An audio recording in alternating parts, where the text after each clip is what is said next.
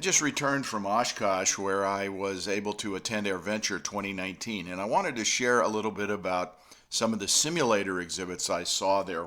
Specifically, I'd like to talk about who wasn't there, who was there, and a surprise visit that we didn't expect to see at AirVenture. Now, I've been attending AirVenture since the 1970s, and I really encourage everyone who has an interest in aviation to at least once in their life attend AirVenture. There's something for everyone there. Of course, we all love airplanes, but there's lots of other interesting things and lots to learn there. Thousands of airplanes are there. You're able to camp either under your airplanes, or there's also a large campground where you can camp. There's lots of daily air shows available. You can see the air show each day in the afternoon, and there's also 2 night air shows. And there's tons of other interesting things, but most of all, you get close to a lot of neat airplanes. Now, just a quick commercial about membership in EAA. The Experimental Aircraft Association was largely home builders at its beginning, but now it's expanded to lots of other things. One of the benefits of membership is a free student license to use SolidWorks, which is a very powerful 3D modeling program lots of simmers are using. So you might consider that. Besides, you also get some other benefits, including magazines and subscription and other side benefits that for those interested in aviation might find exciting. Even lots of training for how to use SolidWorks. There's a complete academy and online training involved. But SolidWorks, as you may know, is a very expensive program, and just that alone is worth the price of membership. Besides, you get discounts for attending AirVenture. So enough about that, but I did want to encourage others to join EAA. So who were we expecting at AirVenture that didn't show? Well, Fly This Sim, or SimAvio, didn't show. Last year they had a large exhibit featuring some of these sims you see here. It was quite impressive and very interesting for lots of pilots to see. They didn't show. They had booked space on the floor, a large space. They were on the original printed map of exhibits, but then they didn't show up. They disappeared, and we've heard rumors about that. I'll leave that to you to do some research, but there have been some stories that there was some dubious practices, and that maybe the company might be having some difficulties. Now, the surprise visitor was none other than Microsoft. I talked to several people in exhibits who spoke with a man representing Microsoft's flight simulator team, who was out trying to build relationships and offer non-disclosure agreements to be involved in partnerships for developing the add-ons that they anticipate using with Microsoft's new Flight Simulator 2020. It's kind of encouraging to know that they're not going to make the same mistake again as they did with Microsoft Flight, and that they're going to try to incorporate the community at large into the development. The fact that they took the trouble to send someone to Oshkosh tells me that they are serious about building a simulator that might be used by real-life pilots. So with the absence of Fly This Sim, AlSim, the French-based simulator company, was the largest simulator company present. They had a G1000 Cessna 172 simulator with a projected curved screen that was very impressive, using their proprietary simulator software. And it was giving demo flights. There was also a second simulator, a convertible simulator that could be used to simulate different types of aircraft using LCD screens to display the instruments. And this also was a very nice simulator using a projected system, but it was projected onto flat panels instead of a curved screen. Directly across from AlSim was Sim Innovations, the Dutch-based panel simulation building company. They were showing their Knobster, all-in-one knob. They also had their wooden shoes, and rumors were they were available for sticking fingers in dikes if needed. Precision Flight Controls had a booth again this year, including a advanced air training device. The simulator was available for demo flights. Using a mask over some LCD screens, I have to tell you that I'm often impressed by some of the stuff home builders build, which is very close to this, even though it's not approved by the FAA for training. Some of the home simulators I've seen are pretty close to this. Precision uses XPlane as the base simulator, and there was a representative from XPlane available at the booth throughout the week. I spoke with them, and they promised that XPlane would have a large presence at AirVenture 2020. I'm thinking possibly to countervail any challenge from Microsoft, which I think will also be present next year. I was a bit surprised to see that Infinite Flight and their new mobile simulator had a large booth at the AirVenture 2019. The booths are somewhat expensive, and for a cheap, relatively cheap app on mobile phones and tablets, I was surprised to see them there, but encouraged that they would take the time to come out. Many real-world pilots have no idea what can be done with simulators these days, so it's good to have lots of new exposure like this at AirVenture. EAA once again had the Pilot Proficiency Center this year for pilots to get training in flight simulation. Pilots can make an appointment during the week and go in and have a session of training in simulators that are made by Redbird Simulation. In the Sim Center, pilots are assigned a flight instructor, and then once they're into the sim, they get scenarios that are made up to challenge them and teach them. There are basically two styles of simulator.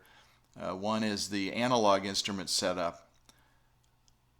There's also the availability of a more advanced setup using a G1000 setup, and that's for advanced instrument training. The simulator instructors are all certified flight instructors, so the time is loggable. And the scenarios challenge from more basic stuff on the analog instruments to some more advanced instrument training, flying the G1000. This shows EAA's commitment to flight simulation to improve aviation safety. Gleim Aviation had a booth again this year, and they were showing their training materials. They have a long history of aviation training manuals, but they've also gotten into trying to provide a flight simulation platform based on XPlane. They had a demo there and allowed people to give that a try. Currently, it was a pretty basic setup using SciTech controls and their program learning system to take pilots through the private pilot course.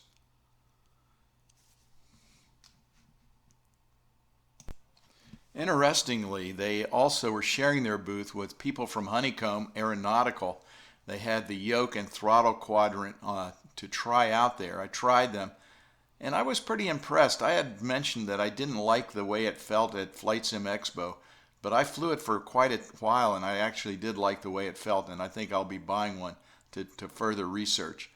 But they had that there, so I'm sure that they have some plans to incorporate that into the Gleim training system in the future. It was interesting to see, and they're promising that they will take pre-orders on their website sometime soon, but we've certainly heard that for a long time. Also present this year, and totally unknown by me, was Simbird Flight Simulations. Now this was just basically SATEC gear, or Logitech gear, including their comm stack and other controls, just mounted together and put with what they call a top-line computer, which I didn't get the specs for, but it supposedly provides a turnkey flight simulator to use for training. To be honest, I'm not sure what they offer that you couldn't do by bundling all these parts yourself into a simulator. Another slight disappointment this year was OneG Simulation. They have some really cool simulators, and they had a large booth last year showing them off. But this year, and they only had this one small simulator in another AOPA booth where you could actually look at their G1000 setup. This is the small unit that they offer for, I guess, really for free to flight schools on a basis of paying a fee per hour for use of the simulator, much like an airplane leaseback at a flight school. Hope to see more of them next year, as they had a really nice layout last year. You can see that on my last year video. So now on to the big boy, Redbird. As I said, they have kind of a close relationship with the EAA, and they had a large standalone booth there with a number of motion simulators that were available for trial. The simulator start from the Jaybird, I think they call this, or the J. It's a small standalone simulator, very basic, but FAA Basic Air Training Device approved. So all of their stuff is approved for training. That adds a lot of value to it. This is the step up. It has the G1000, I'm sorry, the G530. And then the upper end had several simulators that have the full 3-axis motion, yaw, pitch, and roll.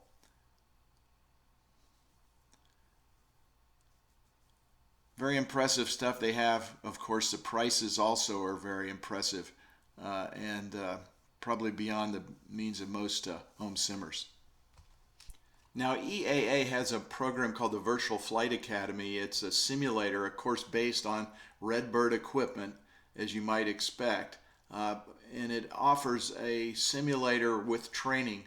I think not all that different than what Gleim has, but it is available free, at least in the early lessons for EAA members. And it's largely pointed at trying to get children involved in aviation to try to mitigate the pilot shortage that's looming in the commercial flight industry and military, and trying to get kids interested in learning how to fly, and as an adjunct to the Young Eagles program that gives airplane rides to children to stimulate their interest. Well, Boeing had its regular large booth, and I know the 737 MAX has been grounded, but it was flying at AirVenture, and offered an opportunity for those willing to wait in line for a period of time to kind of get their hands on the 737 MAX. As you can imagine, a pretty awesome simulator, as the deep pockets that Boeing has. It was very interesting to watch people give it their try, and obviously a very high bar for those who are trying to build a Boeing 737 simulator.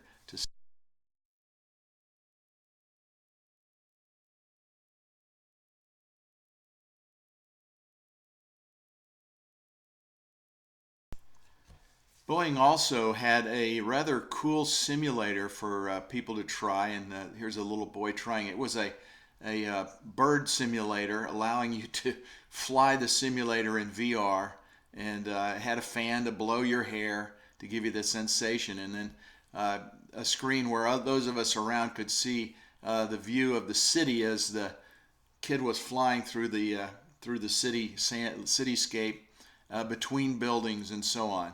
Was quite popular, I think, and it looked like it would be fun. I didn't wait for a chance to embarrass myself, but you can see there's control and the scenery. There's the view, close-up view of what they were looking at through the VR goggles. So anyway, that's the Boeing booth.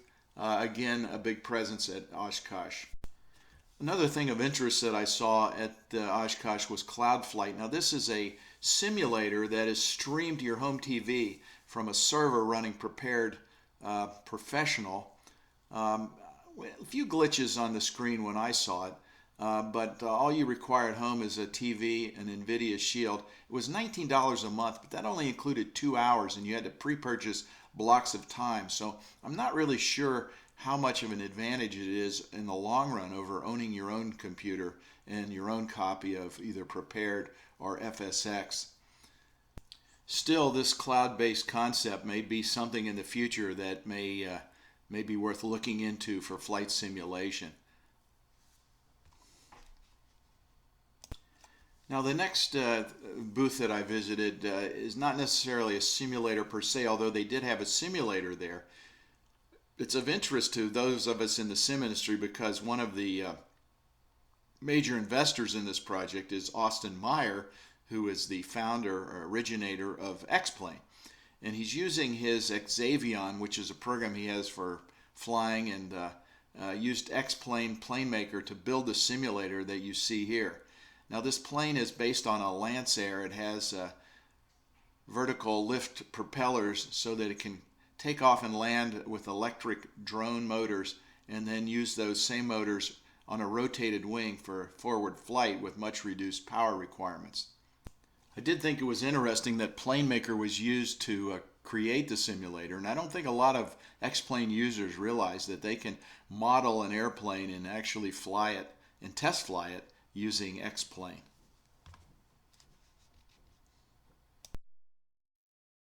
Now, every year at EAA, there's a number of booths that feature non-simulator things, but things that are of interest, like these panels that look very much like what we might build for a simulator. To see the avionics each year gives you lots of ideas for flight simulators. Also, there's lots of other equipment.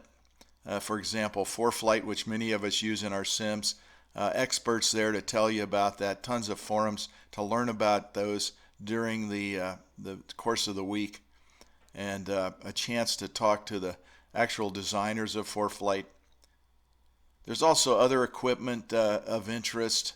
What comes to mind is some of the equipment for mounting iPads and other equipment in our home sim cockpits. My GoFlight has a whole number of different kind of yoke and other mounts that can be used. Sporty's Pilot Shop is always present each year, and you can buy RAM mounts and other things for mounting things in your home cockpit. All in all, just a lot of stuff that is not necessarily simulator oriented, but stuff that's certainly useful and gives us lots of ideas for our home simulator cockpits. Frasca had their simulator trailer on the grounds with a couple of simulators that were demoed. These are pretty expensive and very capable approved simulators, but not that different than what we do with a lot of our home simulators.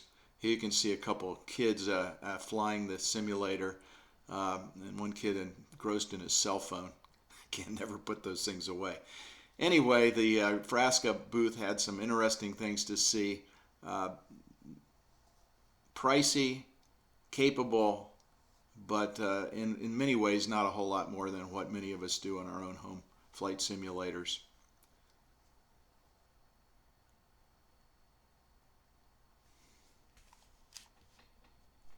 The final topic I'd like to talk about is the forums. There are many forums during the week at Oshkosh, many of them dealing directly with flight simulation. Here we see Evan Ryder from Flight Sim Expo, one of the founders. He was doing a talk on home flight simulation. There was lots of other things, everything from how to use flight simulators in real-life training to what's needed for a flight simulator. And this is a great learning experience that many people don't realize is part of AirVenture. During the course of the week, there's literally hundreds and hundreds of seminars on everything that includes simulation and also non-simulation stuff. For example, many seminars on ForeFlight and other avionics that is of interest to those of us in the flight simulator world. Here in another example, the founder of MindStar Aviation, who makes the G1000, G530, and other avionics software that's used in Redbird simulators, was presenting to a large group. You can see the outdoor style venues that are available for these many seminars that are available throughout the week. And it really is a highlight of the AirVenture experience. So that's a quick look at the flight simulator exhibits that I found at AirVenture 2019. A little disappointing that a couple of the larger exhibitors did not show this year. Also encouraging, though, that some that had not been there before are present. Excuse me for stepping on my soapbox here, but a 7-day commitment and over $3,000 for a small booth is beyond the reach of many smaller flight simulation companies. I think if EAA wants to promote flight simulation, which I think is a perfect fit for EAA, to promote the involvement of young people in aviation, to promote it for safety, and to keep in the spirit of EAA, which is small people building home-built airplanes, then EAA should try to promote flight simulation by providing a less expensive venue to consolidate all the flight simulation exhibits and to promote the advancement of flight simulation. If you'd like to see more small company and do-it-yourself flight simulator exhibits, I suggest you contact EAA at the URL that's listed in the show notes below. On the contact form, you can direct your message to the AirVenture Convention headquarters by selecting from the pop-up menu. I look forward to your comments about this video. If you're not already a subscriber, I'd wish you'd subscribe. Click the notification button to be notified when I find other neat things in the simulator community to share with you. Always appreciate likes. Thanks for viewing this video, and thank you for your time.